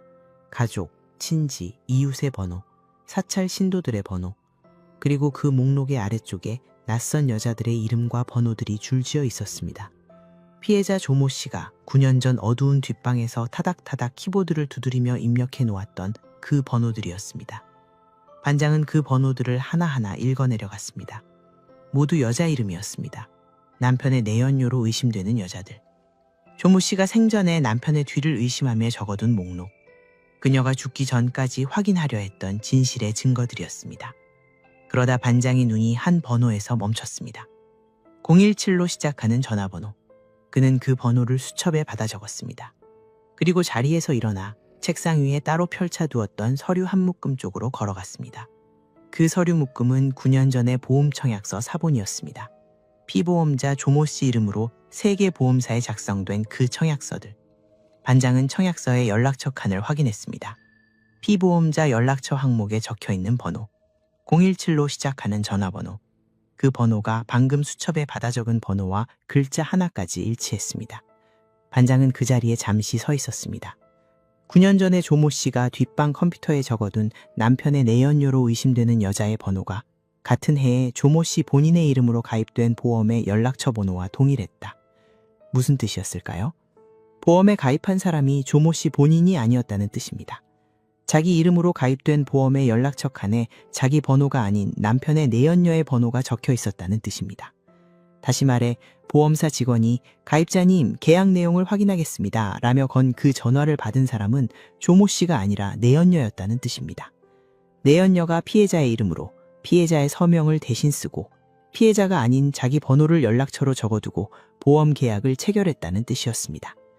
이 한 장의 주소록이 9년 전 조계사 옆 찻집에서 벌어진 일의 진상을 밝혀주고 있었습니다. 피해자의 동생은 훗날 이 대목을 이렇게 설명했습니다. 당시 박모 씨가 여러 여자와 관계를 맺고 있었고 보험계약서에 서명한 여자는 보험사의 확인 전화를 자기가 받아야 했기 때문에 자기 휴대전화 번호를 연락처 칸에 적었다는 것이었습니다. 언니의 이름으로 자기 번호를 적어놓고 서명을 한 것이라고요. 그날 밤 반장은 사무실에 남아 있었습니다. 천장에 형광등 하나만 켜진 채 그는 모니터 앞에 앉아 있었습니다. 주소록 화면을 다시 한번 들여다보았습니다. 2003년 어느 밤 이 번호들을 한 줄씩 입력하던 여자의 손끝을 상상했을 것입니다. 남편의 바람을 의심하며 증거를 모으기 위해 혼자 어두운 방에서 키보드를 두드리던 여자. 그 여자는 몇 달 뒤 자기 집 앞마당에 주차된 자기 차 안에서 숨을 거두었습니다. 자기 목숨을 돈으로 바꾼 보험의 가입자가 자기가 아니라는 것도 그 보험의 연락처가 바로 자기가 적어두었던 그 번호라는 것도 그녀는 알지 못한 채 사망했습니다. 그런데 그녀가 남긴 이 주소록 한 줄이 9년 만에 남편의 완전 범죄를 무너뜨리고 있었습니다. 반장은 모니터를 끄고 두 손으로 얼굴을 한번 쓸어냈습니다. 그러고는 다음 날부터 움직이기 시작했습니다. 수사의 두 번째 단계는 사람을 찾는 것이었습니다. 9년 전 그 보험 계약을 진행했던 설계사 3명. 각각의 보험사에서 1명씩 총 3명이었습니다. 이 3명 중 몇 명이라도 살아있어서 그 당시의 일을 기억하고 있다면, 그리고 그들이 만난 사람이 조모 씨가 아니라 다른 여자였다고 증언해준다면 주소록과 합쳐진 이 증언은 결정적인 증거가 됩니다. 반장은 보험사들의 협조를 요청해 3명의 연락처를 확보했습니다. 첫 번째 설계사를 만났습니다. 10년 가까운 세월이었지만 그는 그 계약을 또렷이 기억하고 있었습니다. 두 번째 설계사를 만났습니다. 역시 기억하고 있었습니다. 세 번째 설계사도 마찬가지였습니다. 3명 모두 같은 증언을 했습니다. 당시 계약을 맺으러 온 여자는 지금 경찰이 제시한 피해자 조모 씨의 사진 속 얼굴이 아니라는 것이었습니다. 그 여자는 다른 여자였다. 남자가 자기 아내라고 소개했던 여자, 다른 얼굴이었다. 그중 한 설계사는 서울 종로구 조계사 인근의 찻집에서 계약을 진행했는데 스님이라고 소개한 남자가 옆에 있던 여자를 아내라고 말하며 사망특약을 유난히 많이 걸었던 것이 특이해서 오랫동안 기억에 남아있었다고 진술했습니다. 특이한 사례. 그래서 10년이 지나도록 머릿속에서 지워지지 않았던 사례. 반장의 수첩이 조금씩 채워져 가고 있었습니다. 9년 전의 그림이 한 조각씩 맞춰지고 있었습니다. 그리고 마지막 조각이 남아 있었습니다. 내연녀 김모 씨 본인의 자백. 전담팀은 내연녀의 현재 주소를 확인했습니다. 그녀는 평범하게 살고 있었습니다. 9년 전 자기가 서명한 계약이 다시 수면 위로 떠오를 것이라고는 상상하지 못한 채로였습니다. 어느 아침 그녀의 집 문 앞에 형사들이 섰습니다. 내연녀가 문을 열었을 때 그녀는 한참 동안 문지방을 넘지 못했다고 전해집니다. 형사의 손에는 9년 전의 보험 청약서 사본이 들려 있었습니다. 그 사본에는 조모 씨의 이름이 적혀 있었지만 그 이름 아래 서명이 누구의 글씨인지를 그녀는 가장 잘 알고 있었습니다. 그녀는 긴급 체포되었습니다. 조사실에서 그녀는 처음에는 부인했습니다. 그러나 주소록과 청약서의 번호 일치, 설계사 3명의 일치된 증언, 그리고 자기가 앉아있는 조사실의 무게 앞에서 그녀의 방어선은 오래가지 않았습니다. 며칠 만에 그녀는 자백했습니다. 박모 씨의 요구로 자신이 피해자를 사칭해 보험계약을 체결했다는 것, 3건 모두 같은 방식이었다는 것, 자기 전화번호를 연락처로 적어서 보험사의 확인 전화를 자기가 대신 받았다는 것. 증거의 삼각형이 완성되었습니다. 첫 번째 꼭지점, 피해자가 남긴 인터넷 주소록. 두 번째 꼭지점, 설계사 3명의 증언. 세 번째 꼭지점, 내연녀 본인의 자백. 이 세 꼭지점이 가리키는 결론은 하나였습니다. 주지승 박모 씨가 내연녀를 이용해 아내 이름으로 보험 사기를 저질렀다. 이 모든 증거를 들고도 한 가지 문제가 남아 있었습니다. 수사팀 앞에 놓인 증거들은 살인교사를 강하게 의심하게 했습니다. 아내 이름으로 8억 원의 보험에 가입시킨 뒤 반년 만에 아내가 실제로 사건사로 사망했다. 이것이 우연일 리가 없다는 것을 수사관 누구나 직감할 수 있었습니다. 그러나 살인교사는 1년 전에 이미 무죄가 확정된 사건이었습니다. 일사부재리 원칙이 수사팀의 손을 묶고 있었습니다. 박모 씨는 사기로면 처벌받을 수 있었습니다. 아내의 죽음에 대해서는 아무것도 물을 수 없었습니다. 그리고 또 하나의 문제. 박모 씨는 여전히 캄보디아에 있었습니다. 전담팀은 박모 씨의 출입국을 차단하기 위한 조치를 취했습니다. 외교 채널을 통해 캄보디아 현지 영사관의 협조를 받으려 했습니다.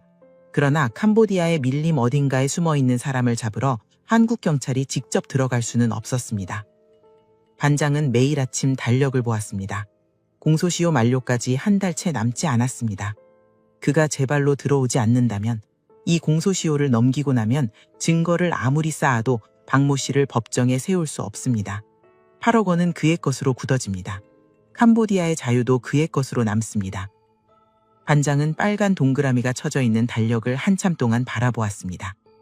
그가 돌아오기만을 기다리는 수밖에 없었습니다. 그런데 바로 그 시각, 캄보디아의 어느 밀림 한 구석에서 통나무 더미 위로 한 남자가 쓰러지고 있었습니다. 그의 왼쪽 발목에서 날카로운 통증이 뻗어 올라오고 있었습니다.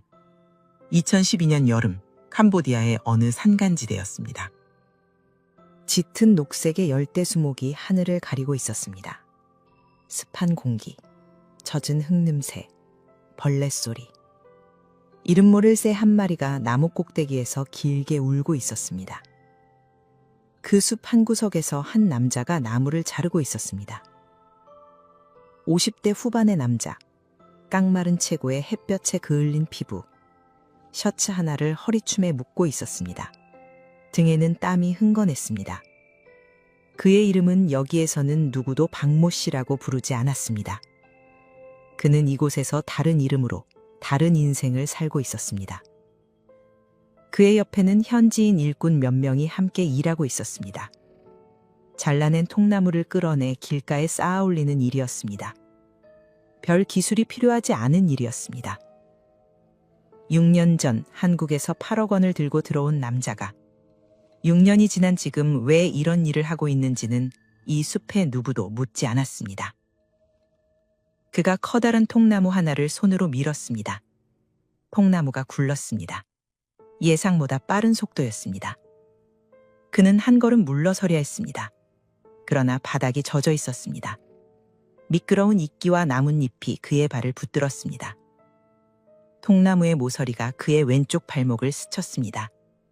아니, 스친 것이 아니었습니다. 강하게 부딪혔습니다. 그는 바닥으로 쓰러졌습니다. 젖은 흙 위에 얼굴이 닿았습니다. 통증이 발목에서 허벅지까지 올라왔습니다. 주변의 일꾼들이 달려왔습니다. 그의 왼발은 이상한 각도로 비틀어져 있었습니다. 그가 감고 있던 천을 풀렀을 때 그 안의 발목은 이미 부어오르고 있었습니다. 골절이었습니다. 현지 병원은 가까이에 없었습니다. 한참을 차로 달려야 했습니다. 도착한 병원의 의료 수준은 썩 좋지 않았습니다. 의사는 엑스레이를 찍어보고는 고개를 저었다고 합니다. 한국말을 하는 그의 친구가 옆에서 통역을 해주었습니다. 여기서는 이 정도 부상을 제대로 붙이기 어려울 것 같다. 한국으로 가서 치료를 받는 게 좋을 것 같다.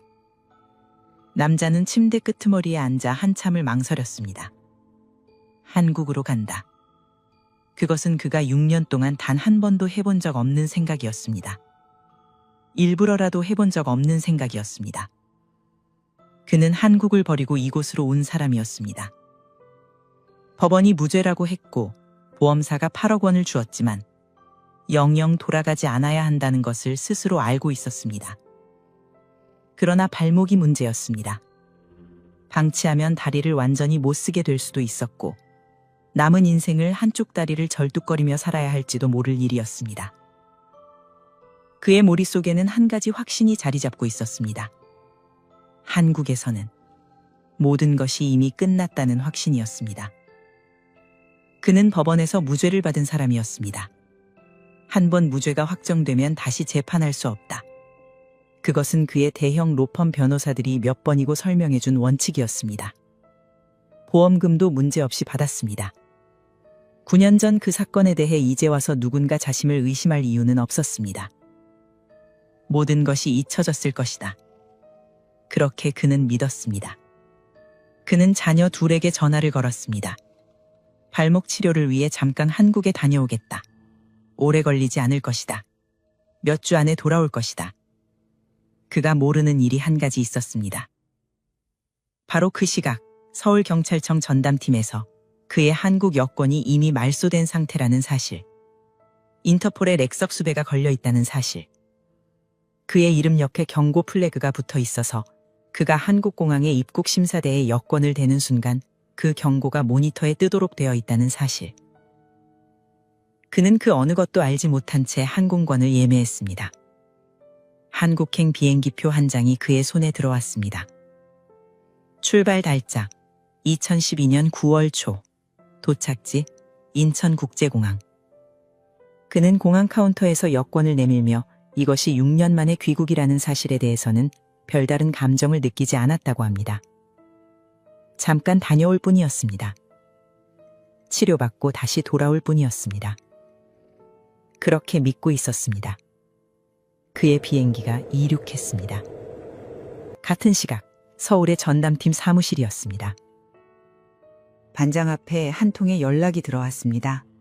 인터폴 적색 수배 리스트에 항공기 탑승 정보 연동 시스템을 통해 박모 씨가 푸놈판에서 인천행 비행기에 탑승했다는 정보가 전달된 것이었습니다. 반장은 자리에서 일어났습니다. 4개월이었습니다.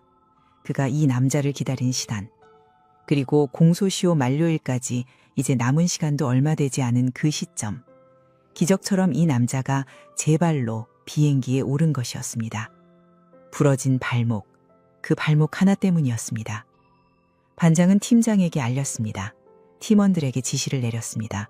공항 쪽과 협조 채널을 열었습니다. 당일 공항 경찰, 출입국 심사 관계자, 그리고 현장에 나갈 전담팀 인원들, 모든 것이 맞물려 움직이기 시작했습니다. 2012년 9월 3일 오후 인천국제공항 입국장. 여객기 한 대가 게이트에 접안했습니다. 문이 열리고 승객들이 좁은 통로를 따라 천천히 걸어 나왔습니다. 그중 절뚝거리며 걷는 한 남자가 있었습니다. 왼쪽 발목에 두툼한 깁스를 한 남자, 손에는 낡은 여행 가방 하나, 햇볕에 그을린 얼굴. 그가 입국 심사대 앞으로 다가섰습니다. 심사관이 여권을 받아들고 바코드를 찍었습니다. 익숙한 전자음 뒤에 한 박자 늦은 경고음이 울렸습니다. 모니터 위로 붉은색 경고창이 올라왔습니다. 그 순간 입국장 한쪽에서 기다리고 있던 전담팀 형사 2명이 그에게 다가왔습니다. 박아무개 씨죠? 남자는 고개를 돌렸습니다.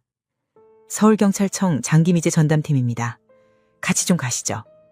이름을 확인하고 소속을 밝히고 동행을 요구했습니다. 박모 씨의 얼굴이 굳어버렸습니다.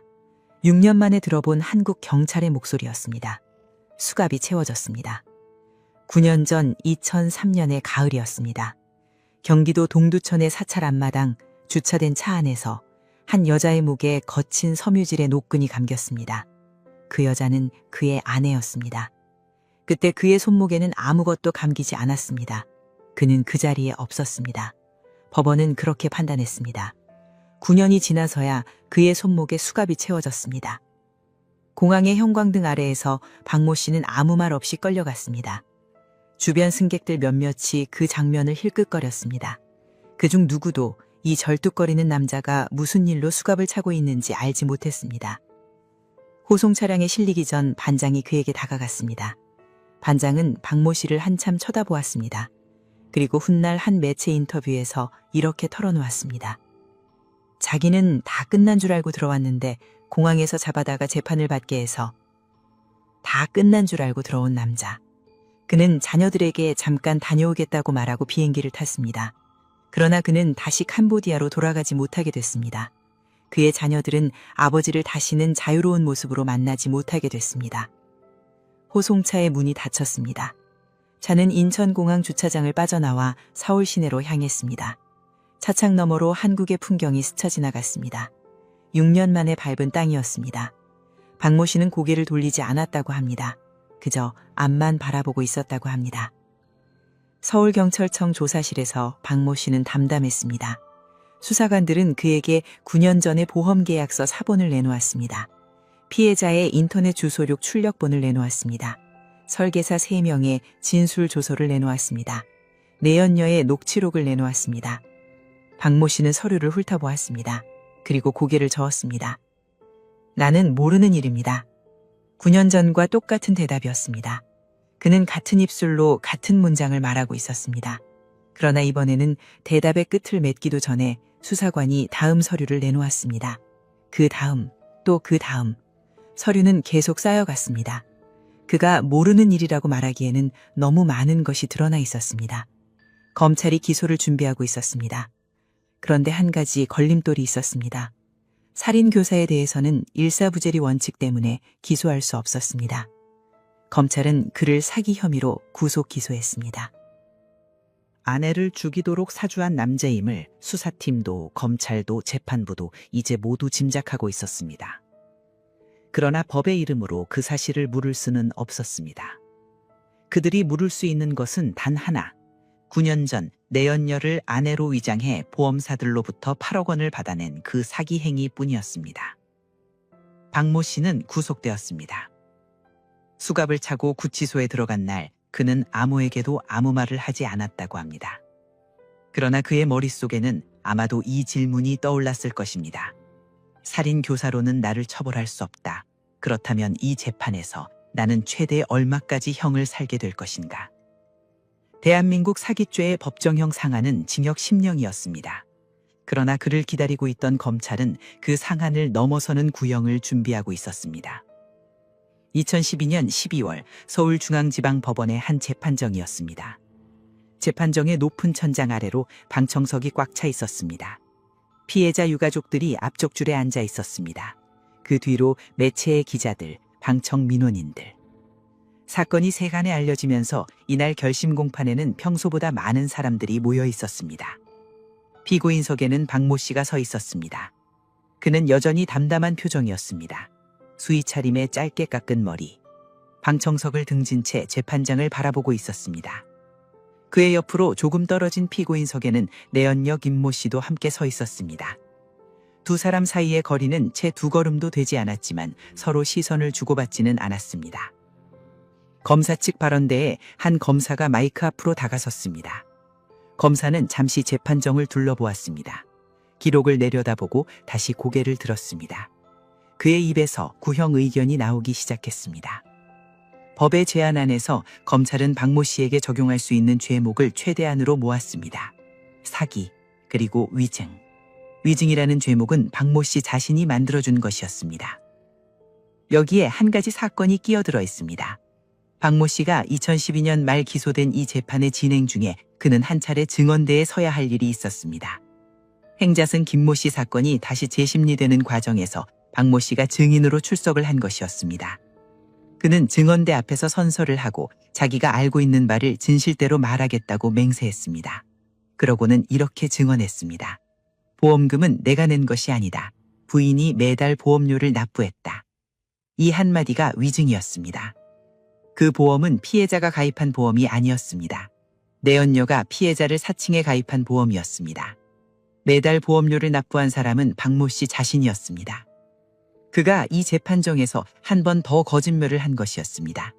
자기 재판에서 살인교사 혐의를 피하기 위해 죽은 아내의 이름을 한 번 더 이용한 것이었습니다. 그 거짓말이 이번에는 위증죄로 돌아왔습니다.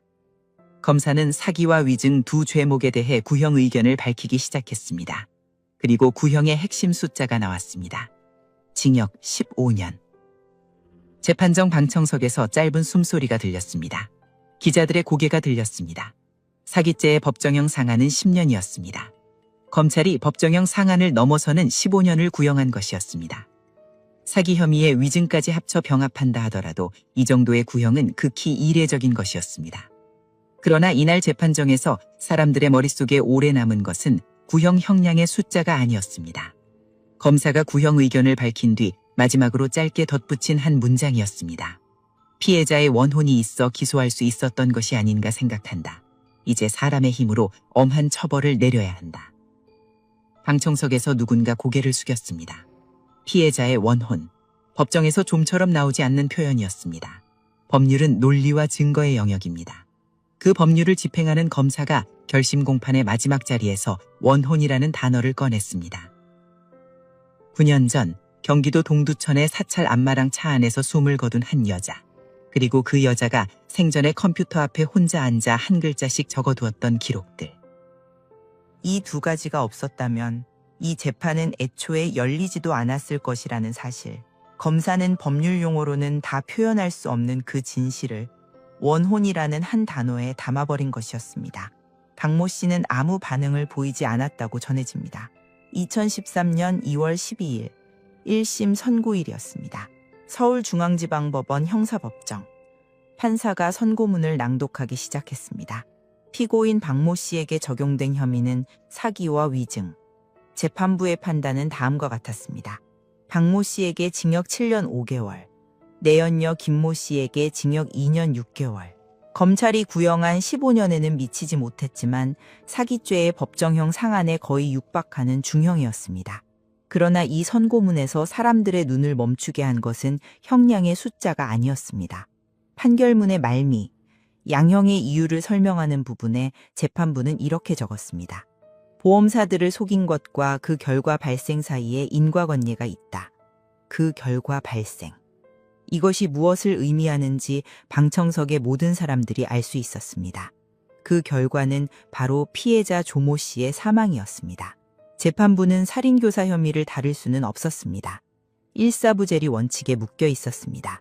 그러나 사기 판결문의 양형 이유 속에 재판부는 한 줄을 남겨놓았습니다. 사기와 아내의 죽음 사이에는 인과관계가 있다. 법이 직접 말할 수 없는 것을 판결문의 한 줄이 대신 말한 것이었습니다.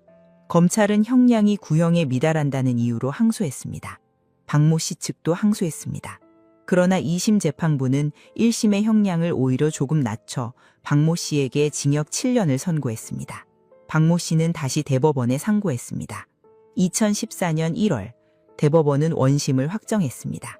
박모 씨의 형량은 징역 7년으로 최종 확정되었습니다. 내연녀의 형량도 확정되었습니다. 이것이 법이 이 남자에게 내릴 수 있는 처벌의 전부였습니다. 대법원 확정 판결이 나온 날 법원 복도에서 피해자의 동생이 한 마이크 앞에 섰습니다. 그녀의 눈은 붉게 충혈되어 있었습니다. 두 손은 떨리고 있었습니다. 9년이었습니다.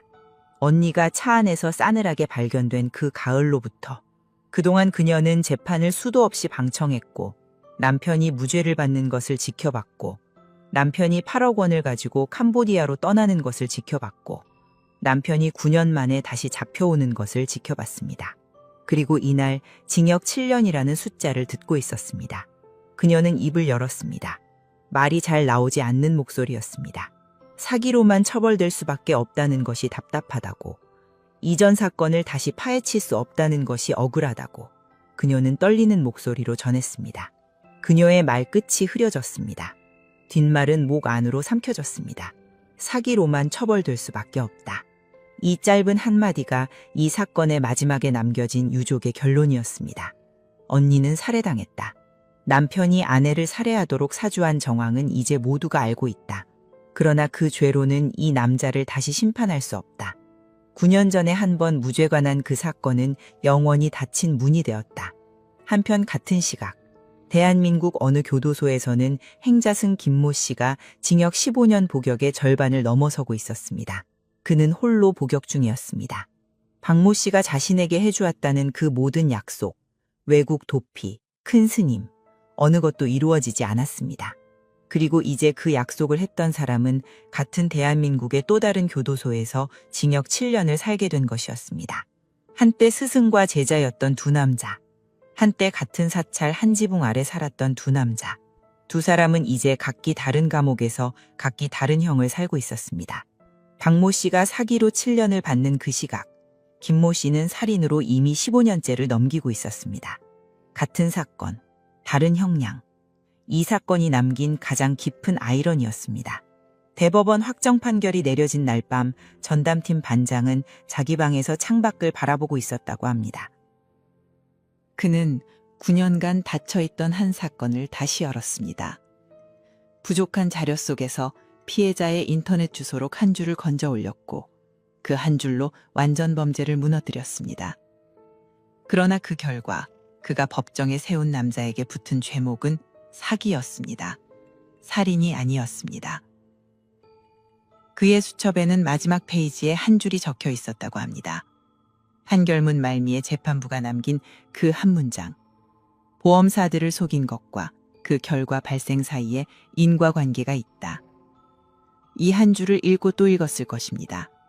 법이 말하지 못한 진실을 대신 말하고 있는 그 한 줄이었습니다. 경기도 어느 산 아래에 공원묘지가 있습니다. 36살에 사망한 한 여자가 이곳에 누워 있습니다. 그 묘비 앞에 한 사람이 자주 다녀갔습니다. 피해자의 동생이었습니다. 그녀는 해마다 봄이 오면 이곳에 왔습니다. 가을이 오면 또 왔습니다. 9년을 그렇게 왔고 10년을 그렇게 왔고 그 뒤로도 왔습니다. 묘비 앞에 쪼그려 앉아 흙을 쓸었고 꽃 한 다발을 내려놓았습니다. 잠시 동안 말이 없었습니다. 묘비 뒤로 산바람이 지나갔습니다. 낙엽 한 장이 묘비 앞에 내려앉았다가 다시 굴러갔습니다. 묘지 한쪽에서는 누군가 다른 무덤 앞에 서서 고개를 숙이고 있었습니다. 한낮의 햇빛이 묘비 위로 천천히 기울고 있었습니다. 그녀는 옷을 털고 일어섰습니다. 돌아가는 길 묘지 입구를 나서며 그녀는 한 번 뒤를 돌아보았습니다. 수많은 묘비들이 산자락을 따라 줄지어 있었습니다. 그 묘비들 하나하나에는 이름이 있었습니다. 태어난 해가 있었고 사망한 해가 있었습니다.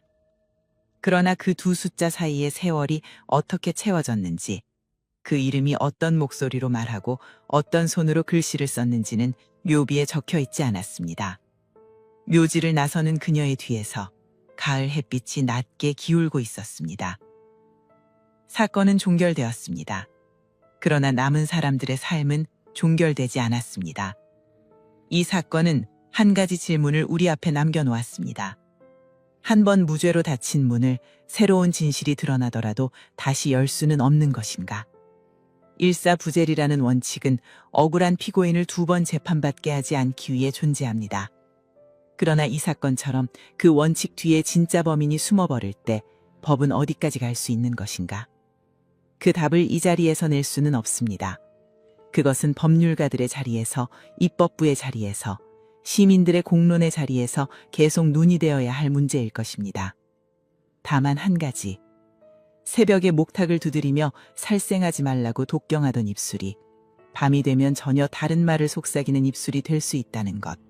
법당의 향냄새 뒤에서 보험 청약서의 잉크 자국이 마르고 있을 수 있다는 것. 우리가 어떤 사람의 겉모습을 얼마나 쉽게 믿어버리는가.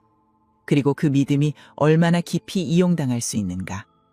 이 사건은 그 한 가지를 36살 한 여자의 목숨을 대가로 우리에게 남겨주었습니다. 그 여자의 이름은 이 자리에서 부를 수 없습니다. 그러나 그녀가 마지막 몇 달 동안 뒷방 컴퓨터 앞에 홀로 앉아 남편을 뒤를 의심하며 한 글자씩 키보드를 두드리던 그 손끝이 남긴 기록이 9년의 세월을 건너 진실의 열쇠가 되었다는 사실을, 그 사실만은 기억해 두어도 좋지 않을까 합니다. 끝까지 시청해 주셔서 감사합니다. 지금까지 어메이징 미스터리였습니다.